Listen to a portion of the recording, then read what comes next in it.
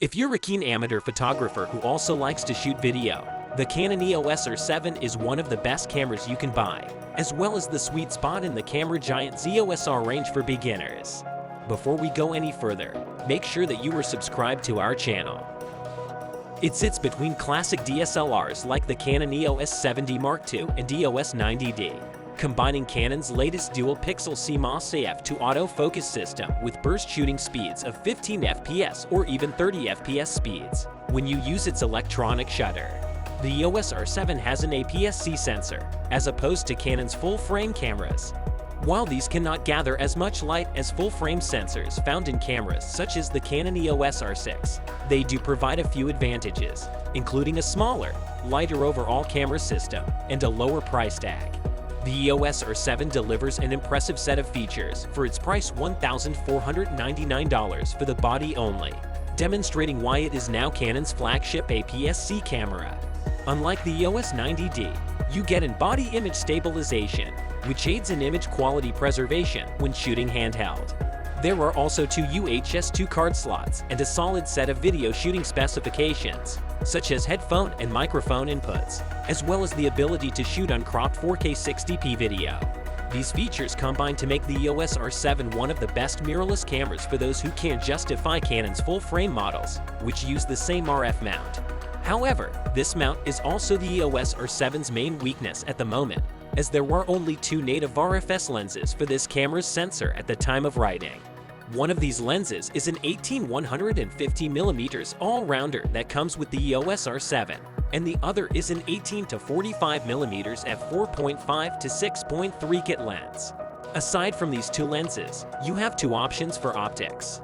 Use existing full-frame RF lenses or use EF for EFS lenses via the optional EF to RF adapter. Neither solution is ideal for keeping things light and small, but hopefully as the system matures, more options will become available. You may be familiar with Canon's other APS-C Mirrorless system, which employs the FM mount. This system's lenses are incompatible with the APS-C models of the EOS R series, and there is no way to mount them with an adapter. Canon has yet to publicly state that it would discontinue production of EFM models. However, given the arrival of the EOS R7 and EOS R10, as well as the fact that the FM system was never truly expanded in any meaningful sense in the first place, it appears improbable.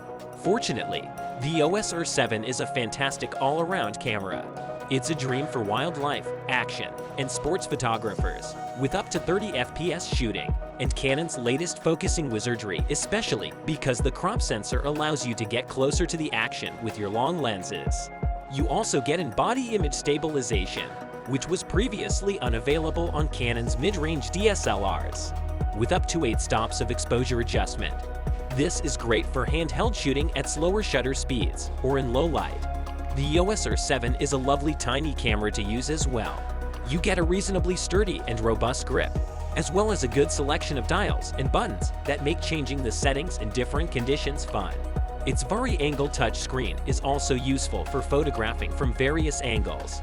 And while the electronic viewfinder is basic, it does the job, indicating that professionals looking for a good, quick backup model to their main full-frame body may prefer it.